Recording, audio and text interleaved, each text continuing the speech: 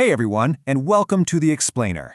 Today, we're going to look at something you might literally have sitting on your kitchen counter right now, but we're going to look at it through a completely different lens.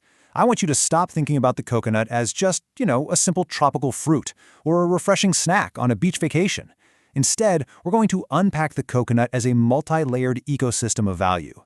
It is an absolute masterclass in how a single, seemingly basic raw material can be transformed, layered, and optimized to create multiple, totally distinct streams of revenue.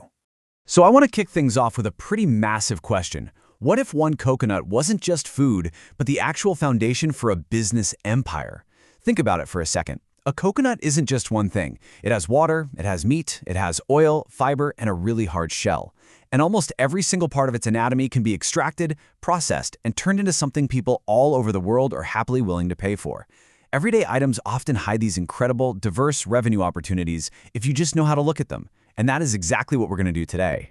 To see how this works, we're going to dissect this seed layer by layer. First, we'll go beyond the raw coconut, then explore the edible revenue streams, look at turning waste into wealth, and wrap up with the value addition blueprint. Let's dive in. All right, Section 1, Beyond the Raw Coconut. Let's start right at the center of our anatomical matrix here, the liquid core. Now, selling raw coconuts just as they fall off the tree, that yields incredibly small profit margins. But the secret here is that you aren't actually just selling water. It is all about packaging and positioning. Instead of selling one raw coconut at a roadside stand for pennies, a smart business develops a recognizable product. They build an entire brand around freshness, convenience, and a delivery system. Imagine a local operation that sources the raw ingredient but puts it into beautifully designed bottles. Suddenly, the product is no longer just a coconut, it's a premium lifestyle beverage, and the whole thing started from one simple ingredient. Moving on to Section 2, the edible revenue streams. Once we strip away that liquid core and look at the meat, multi-market entry really takes off. The opportunity breaks down into 4 equal areas: water and drinks, oil and personal care, flour and baking, and milk and cooking. This is a perfect example of how one single raw material is sliced up to serve entirely distinct consumer markets. You aren't just in the agriculture business anymore. Depending on how you process the meat, you are simultaneously in the beverage industry, the cosmetics industry, the baking goods industry, and the culinary ingredient industry. It's wild. Let's look a little closer at the oil side of things. Processing coconut meat into coconut oil is where things get significantly more interesting. From this one processed extraction, you can target 3 entirely different markets: cooking-focused products, natural personal care products, think moisturizers and hair masks, and specialty food products. The absolutely crucial point here is that you don't have to sell the raw ingredient. You can take that one extraction and turn it into a highly targeted finished product for a super eager niche market.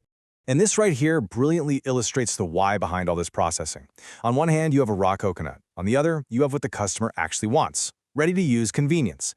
Look, people don't want to go to the store, buy a hard coconut, fetch a literal hammer, crack it open, scrape out the meat, and blend it just to make a weeknight curry. No way. They want to pop open a can of coconut milk or a jar of coconut cream. Processing the meat bridges the gap between the raw good you have and the convenience the customer is more than happy to pay a premium for. Okay, so once you've extracted the milk and oil from the raw meat in steps 1 and 2, you're left with the remaining meat. And a lot of people totally overlook this third step. You can actually take that leftover processed meat, dry it, and mill it into coconut flour. Boom! You've just opened the door to the baked goods and specialty ingredients category. The business opportunity isn't always about finding a completely new product. Sometimes it's literally just about finding a completely new use for a byproduct that already exists. Which brings us to Section 3, turning waste into wealth. So what does a smart entrepreneur do when they've drained the water and scraped out all the meat? They're left with a tough, seemingly useless outer hull. Do they throw it away? Absolutely not.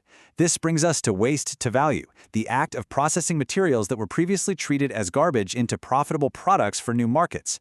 This definition is vital, folks, because it represents a complete mental shift from traditional agricultural thinking into a highly innovative manufacturing mindset. You stop looking at the shell as trash and actually start looking at it as free raw material. So what can we actually do with it? Well, the applications are incredibly diverse. Coconut shells can be processed into beautiful decorative crafts.